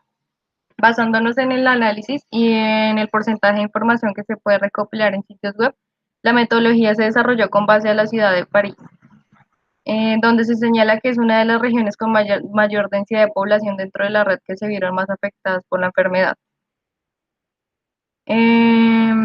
Basamos nuestro objeto de estudio en dicha área, utilizando como zona representativa para la identificación y evaluación de los impactos que causó la pandemia a mediados del siglo XIV. Otro resultado es la caracterización del entorno, donde los datos generales geográficos tenemos que París está situada en el norte de Francia, en el centro de la cuenca parisina, y la ciudad es relativamente plana. La altitud más baja es de 35 metros sobre el nivel del mar, su área es de 105,4 kilómetros cuadrados. El área urbana se extiende mucho más allá de los límites de la ciudad, con extensiones de crecimiento urbano a lo largo de los ríos Sena y Marne hacia el sudeste y este. Bueno, para la identificación de impactos ambientales, tomamos 5 sucesos importantes, donde el primero es el comienzo del primer brote a través de las rutas comerciales. Llegó a los puertos mediterráneos en Europa en 1346. En el siguiente recuadro se identifican los impactos ambientales en cada suceso, donde pues en el primero se vio la alteración del paisaje por residuos sólidos, alteración de la armonía acústica por generación de ruidos y vibraciones. El segundo suceso importante que tomamos nosotros a consideración fue la propagación del virus a través de las ratas y la presencia de personas infectadas por la peste bubónica. Sus impactos igualmente, alteración de paisaje natural, contaminación del agua por generación de aguas grises y alteración del paisaje por residuos sólidos. El tercer suceso importante que mayores impactos ambientales provocó fue la mortalidad de 2 tercios de la población, pues en este caso es de la población de París, y sus impactos fueron alteración de la temperatura ambiental por emisiones de calor, por la quema de cuerpos, alteración de la composición de la atmósfera por emisiones de gases, afectación a las condiciones climáticas locales por generación de calor y gases a la atmósfera, contaminación olfativa por descomposición de los cuerpos de los fallecidos, deterioro en el hábitat de fauna silvestre, alteración de paisajes por residuos sólidos y cuerpos fallecidos, contaminación del lago por el desecho de los cuerpos, compactación de sustratos edáficos y alteración en las propiedades del suelo, y alteración del sustrato edáfico del paisaje por acumulación y disposición final de los residuos sólidos y cuerpos de personas fallecidas por la peste. El cuarto suceso importante es la caída de la economía europea e inclinación a la producción agraria. Su impacto fue alteración en la propiedad del suelo. Y por último tenemos el punto máximo del brote en los años 1347 y 1353. Sus impactos fueron la contaminación del agua, alteración de paisajes por residuos sólidos, alteración de paisaje natural y aspectos visuales. Bueno, yo creo que de manera general se puede identificar que los impactos más importantes se daban por la cantidad de muertes y la disposición que se le daba o no se le daba, por el hecho de que no se recogían los cuerpos, o su disposición final era la quema de los mismos. Bueno, para la evaluación de impactos ambientales, esta es la matriz de Leopold que se mencionó anteriormente, donde se identifica 5 acciones o sucesos importantes y 5 componentes ambientales, de los cuales se subdividen 15 categorías, pero en total son 75 interacciones, de las cuales un 95% son impactos significativos provocados durante la ejecución de los procesos históricos durante la pandemia. Y un 5% corresponde a los impactos adversos significativos permanentes, pero mitigables. También traen consigo beneficios no significativos, situación vinculada con la caída de la economía europea e inclinación a la producción agraria. Yo creo que todos mis compañeros en algún momento o en impacto ambiental tuvieron que trabajar con la matriz, entonces conocen pues cómo funciona. No voy a ir más a fondo. Como conclusiones, tenemos 3 conclusiones. La primera es la incorporación de la dimensión ambiental y social. Es un elemento muy importante que aún no ha sido puesto en investigación, así que en un evento de esta magnitud en tiempos actuales aún no garantiza la prevención y mitigación de los impactos ambientales causados consecuentemente en el medio ambiente. La peste negra fue la pandemia más devastadora en la historia de la humanidad. Es difícil conocer el número de fallecidos, pero en el siglo XXI la estimación fueron de 25 millones de personas solo en Europa. Así que la incorporación de la dimensión ambiental y social es un elemento muy importante que aún no ha sido puesto en investigación. Un evento de esta magnitud en tiempos actuales aún no garantiza la prevención y mitigación de impactos ambientales causados consecuentemente en el medio ambiente. Como según tenemos las investigaciones de diferentes universidades europeas, ninguna guerra, ninguna recesión, ninguna otra pandemia ha tenido un impacto tan dramático en las emisiones de CO2 y gases de efecto invernadero como lo logró la peste bubónica en el siglo XIV. En el estudio de este artículo podemos observar a qué tipo de eventos se le atribuye este impacto sobre el medio ambiente. Y por último, el flujo condensado de personas, ausencia total de medidas de bioseguridad, el aumento de la pobreza, la falta de información y consecuencias ambientales de la época son los elementos significativos para determinar la generación de impactos ambientales importantes, la nula protección de los ecosistemas y un deterioro general en la naturaleza que dejaron como hechos históricos un cambio negativo en las condiciones medioambientales en la ciudad de París, Francia, y en Europa en general. Y listo, profe. Listo, Sara. Muchas gracias. Sara, con la evaluación del impacto ambiental, cuál es el que viste más afectado? ¿El suelo, el agua?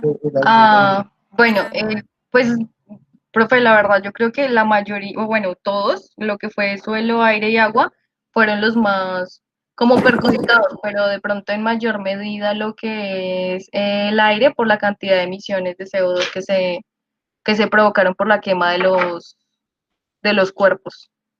De los cuerpos. Sí.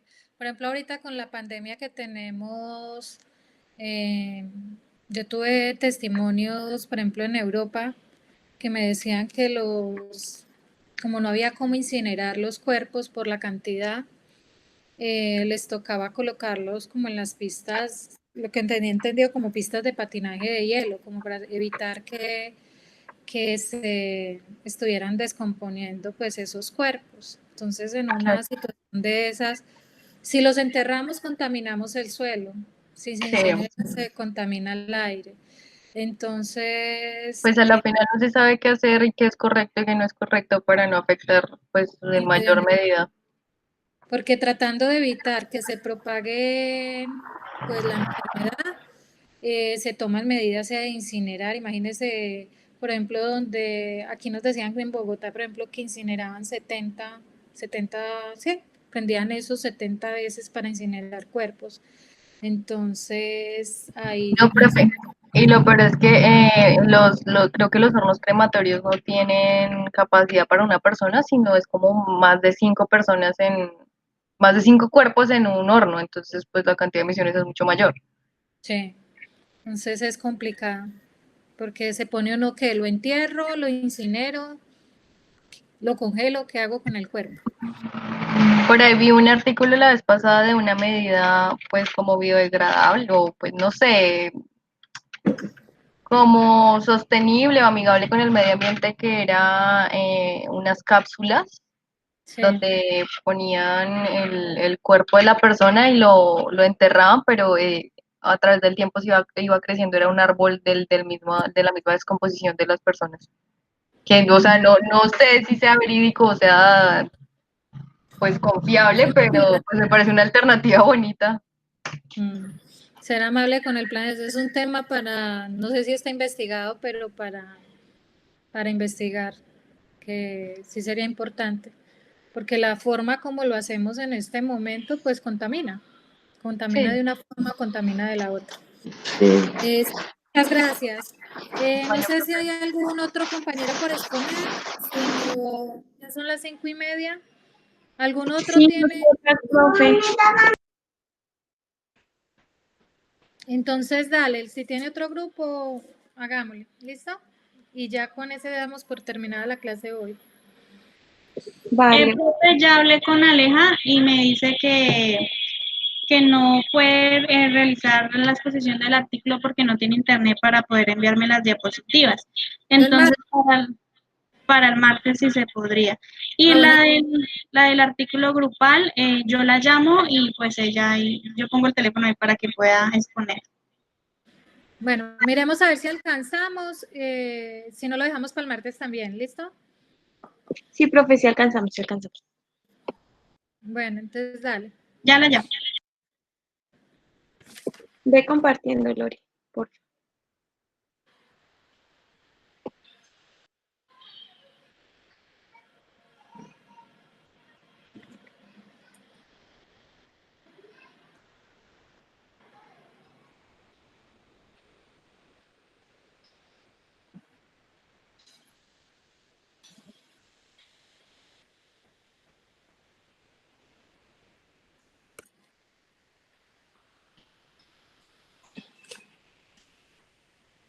Listo, Dani.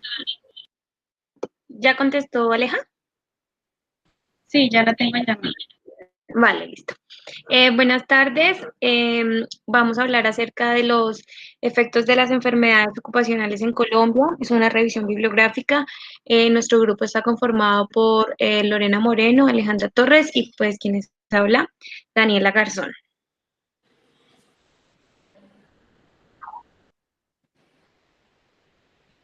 Pásala, Lori. Ya.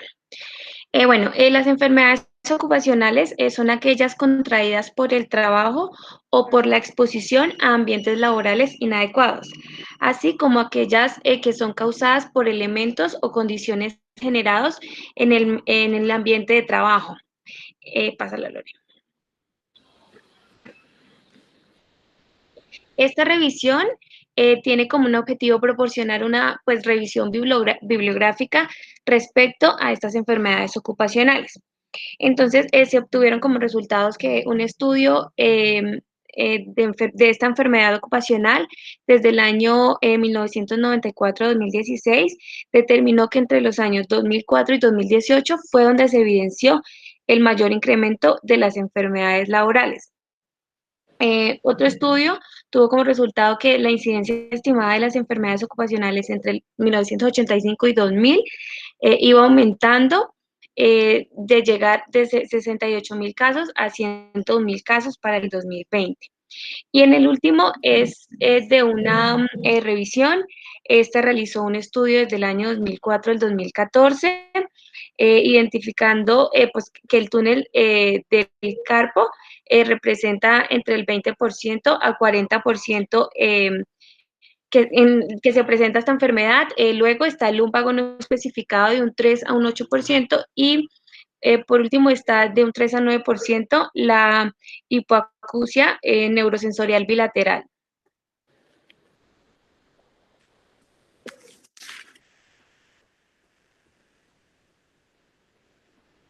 Entonces, bueno, en cuanto a la introducción, a medida que avanza el tiempo, las enfermedades han tomado más importancia, puesto que es necesario centrar la atención en la identificación de la enfermedad y riesgos en el ámbito laboral. Esto es porque pueden afectar la manera significativa de la salud de los seres humanos. Según la Organización Mundial de la Salud, las enfermedades ocupacionales se definen como los riesgos para la salud, tanto en el trabajo, debido a agentes químicos, físicos, biológicos, psicosociales o económicos.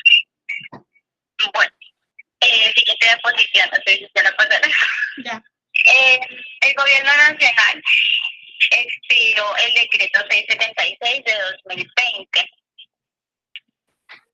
En el cual pues incorpora una enfermedad directa a la tabla de enfermedades laborales, como las que acabé de mencionar, las químicas, físicas y psicosociales. Bueno, en Colombia, mediante la ley 1562 de 2012, se puntualiza en el artículo 4 que la enfermedad laboral es aquella contraída como resultado de la exposición a factores de riesgo inherentes a la actividad laboral o del medio en el que el trabajador se ha visto obligado a trabajar. Siguiente, por favor.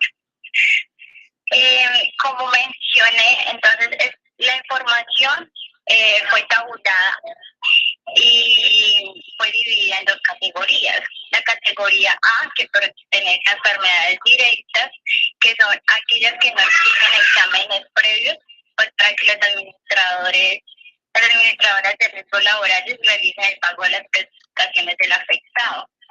Entre ellas se encuentran la asbestosis, silicosis, neumoconiosis, bueno.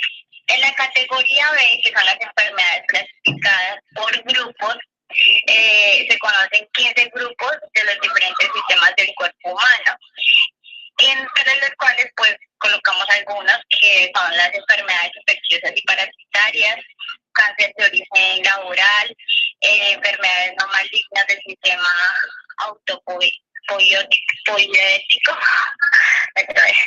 Bueno, y así sucesivamente las tenemos enumeradas. ¿Ya pasaron la diapositiva? Ya. Bueno, la siguiente diapositiva, entonces, cada enfermedad o lesión tiene su propia epidemiología. De ahí mismo, pues están los términos como epidemiología del cáncer, epidemiología de las acciones y de las enfermedades cardiovasculares. Estas enfermedades son causadas por accidentes en el trabajo que no solo traen efectos en la salud de los trabajadores, sino también traen afectaciones económicas. ¿Por qué? Porque cuando pues cae una enfermedad, cuando se produce una enfermedad laboral, se asumen pérdidas, tanto los familiares, porque tienen la tarea de cuidarlos, sin una compensación económica, el tiempo, el dinero, pues son perdidos, no se pueden recuperar y en muchas ocasiones pues las empresas incluso se desligan, digamos, de estas obligaciones. Siguiente, por favor. En cuanto los materiales y métodos, bueno, el presente artículo de estudio realizó pues una revisión cualitativa a partir de búsquedas de selección y análisis de la literatura. Se realizaron consultas entonces en las bases de datos, Scientires, el Scopus, de igual manera mediante el motor electrónico de búsqueda Google Académico. Aquí, si se escucha un ruido, pues se empezó a llover. Aquí, después de realizar esta búsqueda, se realizó la selección de 19 artículos, entre los cuales se incluyeron los reportes institucionales, políticas nacionales de Colombia, afines a la temática, y también se consultó la legislación pues, correspondiente de la salud ocupacional y los riesgos laborales. El área de estudio del presente trabajo es Colombia. Colombia pues es un país del extremo norte de Sudamérica con una población aproximada de 50.912.429 habitantes. Esto según el Departamento de Administración Nacional de Estadística, es decir, el DANE. Aquí en Colombia, pues durante el año se alternan periodos de 3 meses de lluvia y 3 meses de frío. Ya podrían continuar. Hay mucho ruido. Dale, que ahí se escucha bien. ¿Ya? Vale, está. Qué pena si no escucharon bien, se hace lo que se puede. Bueno. Como resultados, tenemos 3 documentos donde se sacó la información para poder realizar esta revisión. Entonces,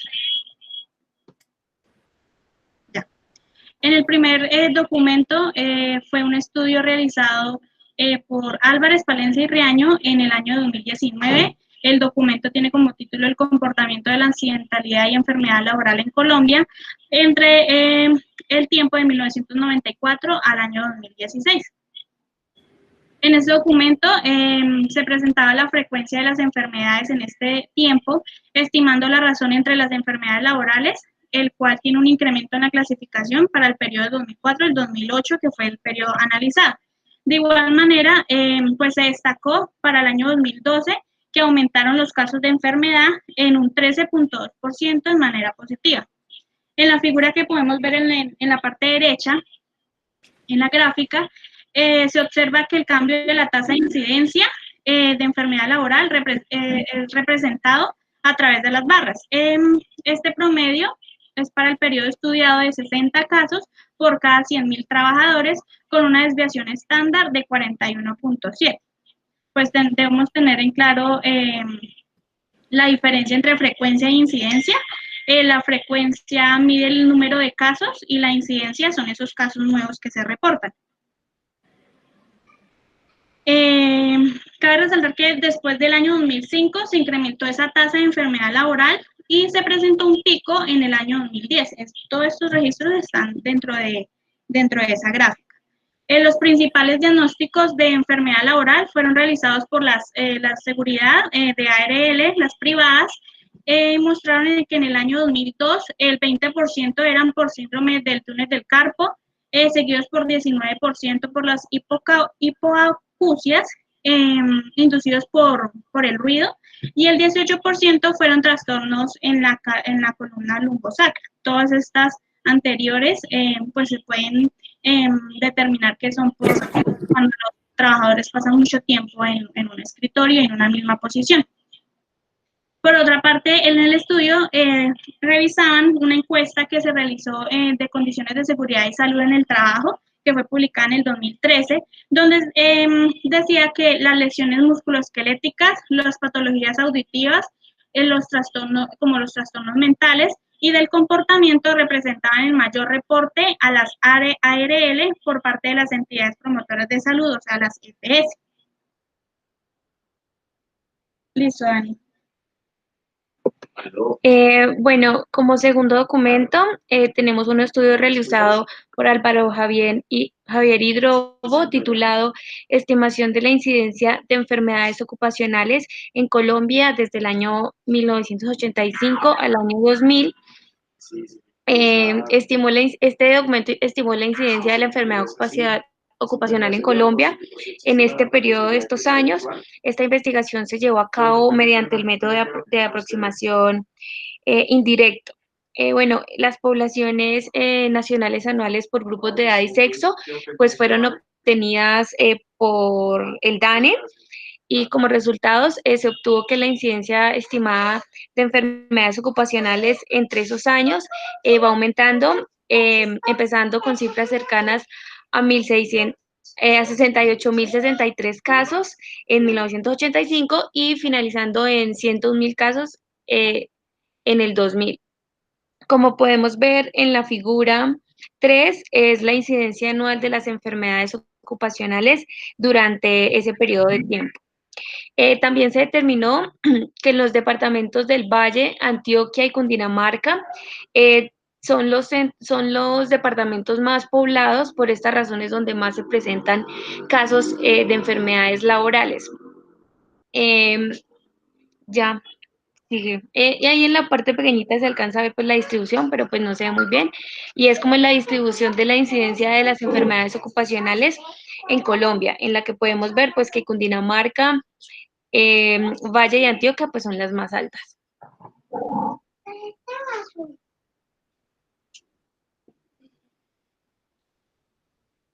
Bueno, en el tercer documento fue realizado por Yomari Vargas, una estudiante de Magíster en Salud y Seguridad en el Trabajo. Este documento tenía como título La salud y seguridad en el trabajo en Colombia en el periodo de 2004 a 2014. Se realizó en la Universidad Nacional de Colombia en Bogotá para el año 2019. En este documento se analizaba y se caracterizaba el panorama de la enfermedad laboral en Colombia, reportado en el Sistema General de Riesgos Laborales para el periodo de estos 10 años, de 2004 a 2014.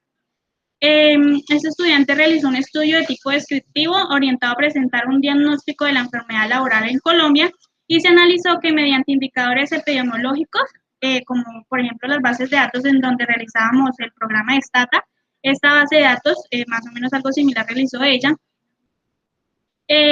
analizó mediante esos indicadores la información proveniente de los registros de fuentes de información oficiales, como el DANE, bueno, otras aplicaciones, información de los trabajadores afiliados al Sistema General de Riesgos Laborales. Dentro de sus resultados, destacaba que la población que se encuentra en esta investigación fueron realizados a partir de la base de datos del DANE, como decía anteriormente, donde sacaba información como la edad, que si se encontraba económicamente activa, si eran empleados o desempleados para este periodo de 10 años. Luego realizó una clasificación por el sexo y para las enfermedades laborales por el departamento los tuvo en cuenta por frecuencia de enfermedad. Entonces, estos datos fueron por fase colda, quiere decir de que qué tan frecuente era su ida al médico, ¿sí? Entonces, de acuerdo a esa frecuencia de enfermedad, sacó estos datos. A partir de los diferentes resultados y las gráficas, se logró determinar que el perfil de salud a partir de la enfermedad laboral con mayor frecuencia se concentraba en los centros urbanos del país y la mayor incidencia en regiones más pequeñas. Entonces, la frecuencia son los números de casos presentados en los centros urbanos y la incidencia son esos nuevos casos que se presentaban en las regiones más pequeñas. A partir de estos informes, identificó que las enfermedades laborales osteomusculares son las más frecuentes, con 8 de cada 10 pacientes diagnosticados. Inicialmente el síndrome del túnel del carpo representaba del 20 al 40%, seguido de las enfermedades lumbares del 3 al 8% y la hipocausia neurosensorial entre el 3 al 9%. Las cifras previas se asociaron con las condiciones del medio ambiente físico, como la exposición del trabajador al ruido o las condiciones, pues dependía también como del cargo que estaba o la función que estaba a cargo del trabajador. Para el año 2002, las enfermedades musculares esqueléticas representaban el 57% de las enfermedades profesionales y también las enfermedades mentales psicológicas aumentaban pues año tras año, sin ninguna intervención o solución por parte pues, de las entidades o los jefes de las empresas. Finalmente, en la Universidad Nacional se utilizaron estos indicadores y por medio de esta base de datos se logró determinar que en estos 10 años de estudio, el porcentaje mayor de trabajadores padecen de enfermedades laborales osteomusculares, aumentando en un 80% de población. Entonces, en general, de los 3 artículos que se investigaron, las que más frecuentemente se detectaban eran este tipo de enfermedades osteomusculares. Bueno, en la discusión, los trastornos musculoesqueléticos y factores psicosociales en sectores económicos que emplean a un gran número de personas. Entonces, bueno, esta parte la explicaba Aleja, pero ya no se pudo conectar. Sin embargo, de acuerdo con esta información, no es posible establecer los casos de enfermedad que han sido calificados, cuáles son los principales diagnosticados. Dani.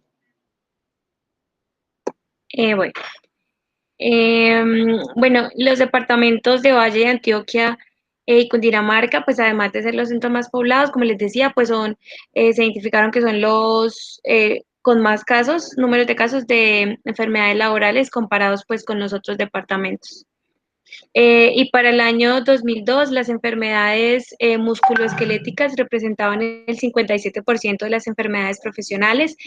Asimismo, las enfermedades mentales o psicológicas aumentaban pues año tras año, como lo decía mi compañera, y sin ninguna intervención o solución por parte pues de las empresas, de las entidades privadas. Bueno, como conclusión, podemos decir que las enfermedades ocupacionales tienen una ocurrencia importante en Colombia. Estas cifras son reales y tienen que estar en constante actualización. Como vemos, las últimas que se realizaron fue para el año 2010. Entonces, en este periodo del 2010 al 2020 no se encontró información como real certificada por artículos en universidades. Entonces, estas deben estar en constante actualización. Los datos presentados pueden dar una idea de la problemática de la morbilidad ocupacional a nivel nacional. En este tipo de información se ha mejorado la calificación del origen de las enfermedades laborales, pero pues es necesario seguir trabajando en un diagnóstico para poder establecer una manera adecuada de la casualidad y reportes de los eventos o de las enfermedades. Con base en los informes de la enfermedad laboral, se identificó que las enfermedades laborales osteomusculares son las más frecuentes, como mencionamos anteriormente. En el segundo estudio se determinó que la incidencia estimada de enfermedades ocupacionales está entre 1985 y 2000, van en aumento. Se determina que año tras año las enfermedades más registradas pues, son las musculoesqueléticas, que pasó de un 56% a un 80%. O sea, del primer estudio que se realizó del 2002, estaba en 56% y para el 2014 ya subió a un 80%. Entonces, todos estos datos van aumentando y a pesar de existir un registro evidente de la gravedad de este padecimiento, no se aplica ni siquiera ni la ley por parte de las entidades o empresas privadas, pues lo suficiente para que este valor o porcentaje disminuya.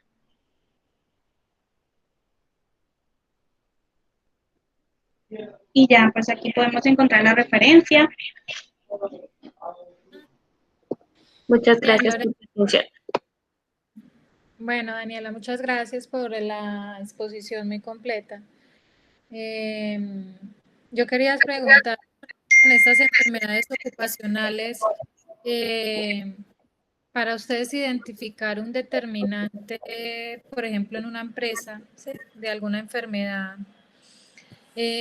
¿cómo lo harían? Si yo quiero identificar en una población, por ejemplo, que trabajan en una fábrica textil o en alguna fábrica, ¿cómo haríamos para identificar si algún determinante pues, de su trabajo hace que desencadene una enfermedad? ¿Cómo harían Pues ustedes?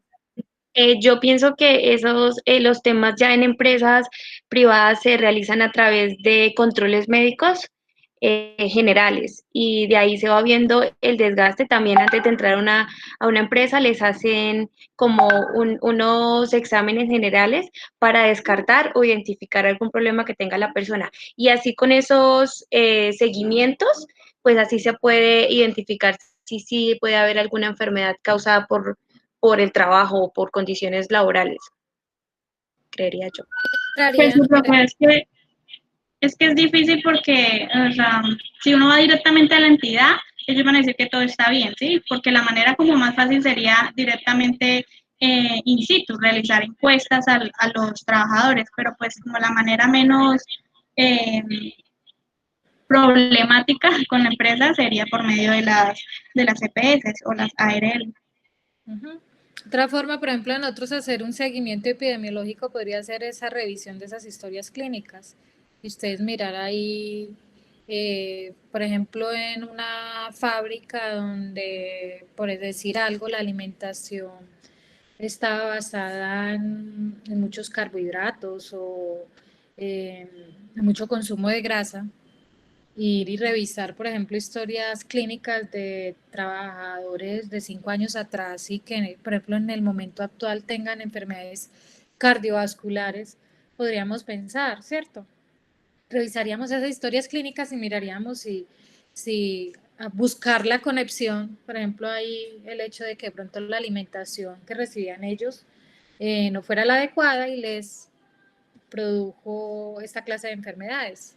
Lo mismo, por ejemplo, con la exposición a las radiaciones o algo, pues sería ayudarse, si no se puede de encuestas, ayudarse de las historias clínicas como tal, porque ustedes saben que para uno trabajar en una empresa tiene que tener su examen médico laboral. ¿Sí tienen algún otro aporte o ya vamos por terminar?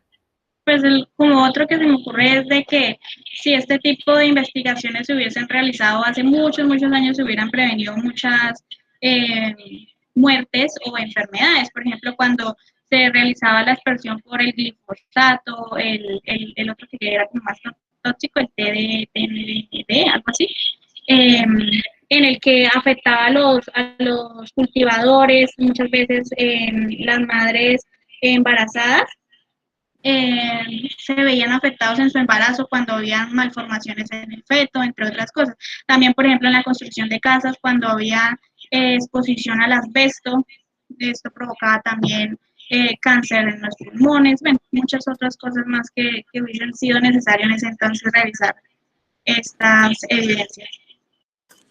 Sí, señora. Muchachos, pues para felicitarlos, muy buenas las exposiciones. Ya nos queda la recta final. El martes vamos a realizar, el martes vamos a ver